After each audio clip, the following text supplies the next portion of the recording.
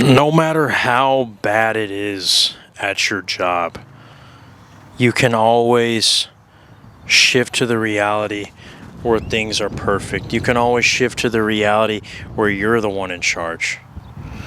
But first, I want you, every single time that you have a bad day at work, I want you to say, no, actually, I'm the CEO. I am the greatest thing that ever happened to this company. They can't eat, sleep, or breathe without me. The moment that I leave that place, everything goes to shit. I started saying this at my first job before I became a manifestation coach, and I still help out there to this day. And I've always used to kind of say it almost jokingly, and I notice that whenever I'm off, I always hear that they're struggling, that they're shorthanded. Everybody was like, dude, where were you? Right? Even though in the past, the old version of my boss would say shit like, oh, you don't take things seriously. Why can't you be like the other managers? Right? And I always would say, I'm not going to be like somebody else. I'm myself. And there even got to a point where I actually fucking basically told my boss, you know what? I don't really give a fuck. I am who I am. And if you don't like it, find somebody else. And this whole idea that you can't talk shit to your boss because if not, you're going to get fired.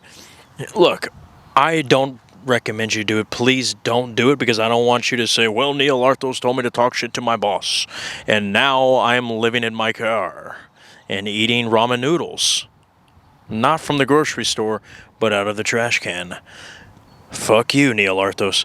I'm not necessarily saying that, but what I'm saying is that I've experienced the reality where not because I like to fight with my bosses, right? Not because I have a huge ego that just needs to be stroked, but because I love myself so much that I'm not going to just play the role as the caboose, play the role as someone's pawn, right?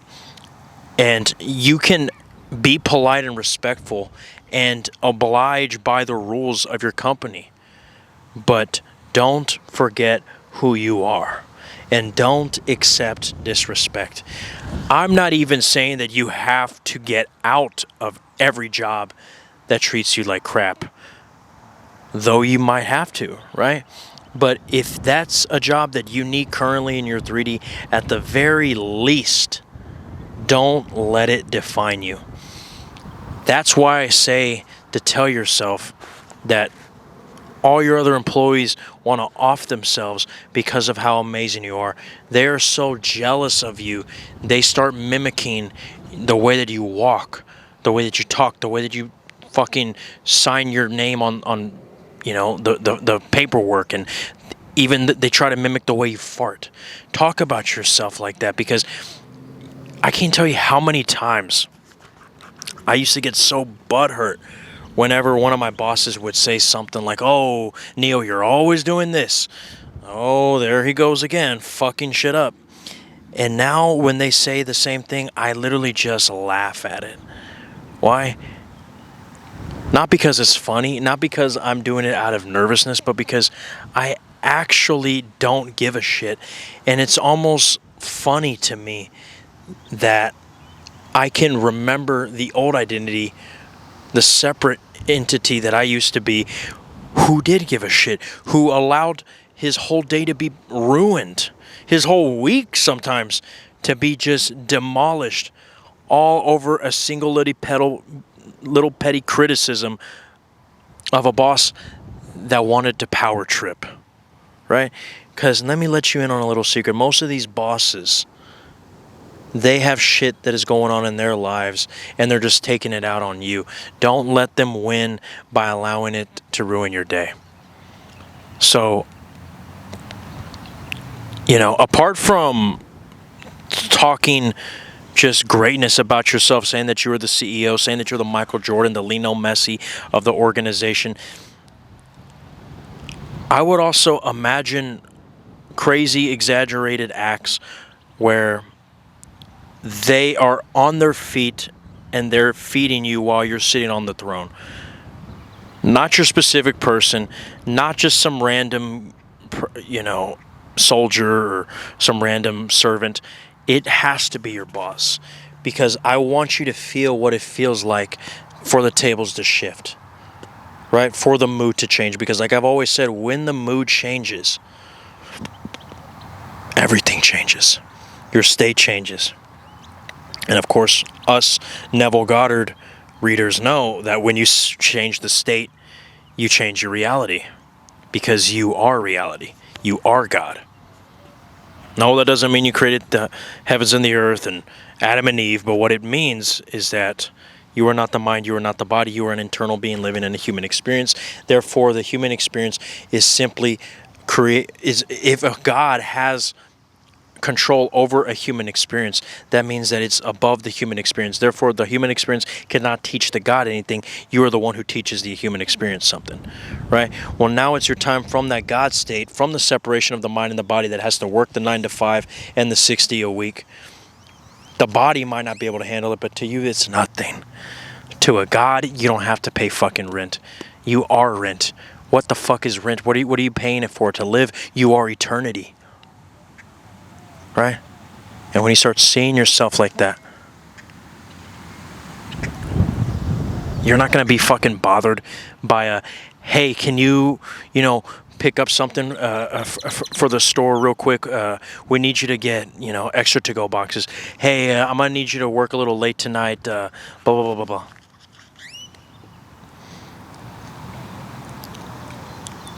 Work late if you have to. Work the extra hours if you have to. Or say no, but do it from the God state. Don't do it as woe is me, I'm such a loser. And if this is not a job that you want to stay at, remember, you're not there either ways. So if you want to be a millionaire, if you want to be an entrepreneur, you flip the burgers as the entrepreneur.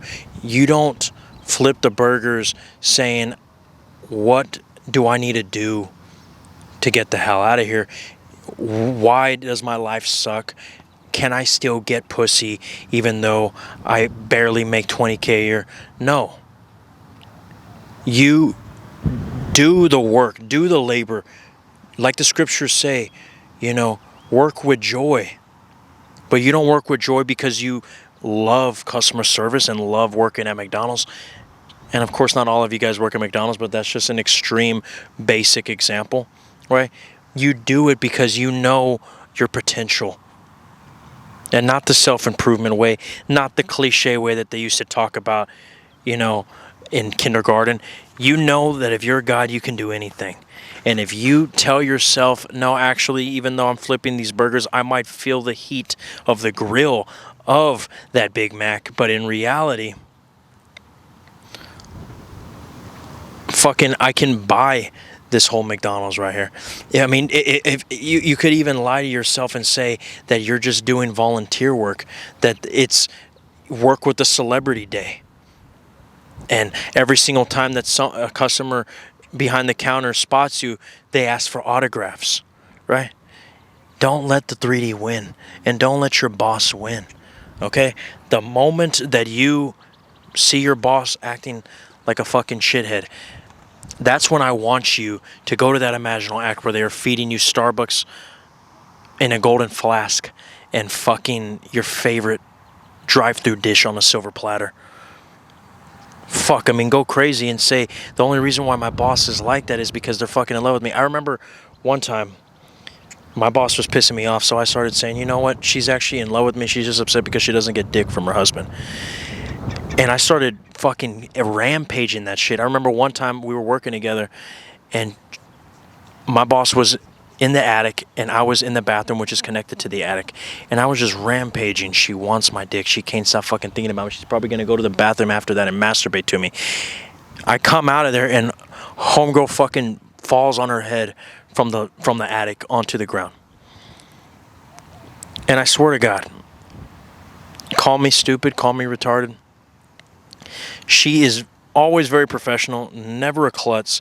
But the one time that I start going rampaging about how she wants my cock, all of a sudden she changes behavior.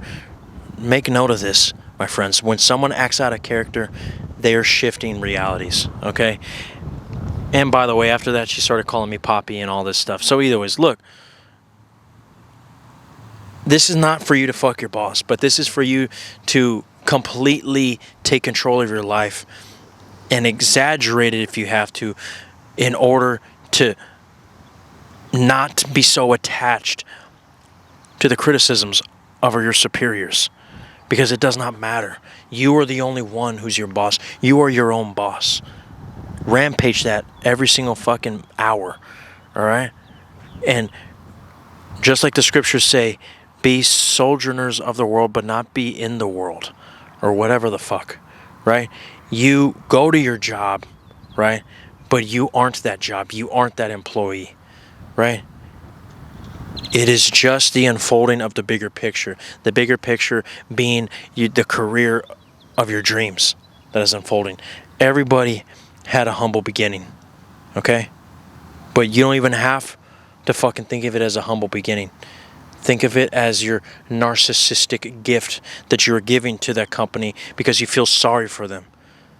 Dude, you're only working fucking 6 hours flipping burgers. Yeah, dude, I mean, they need me, bro. I mean, what can this fucking restaurant do without me? It'll burn down without me.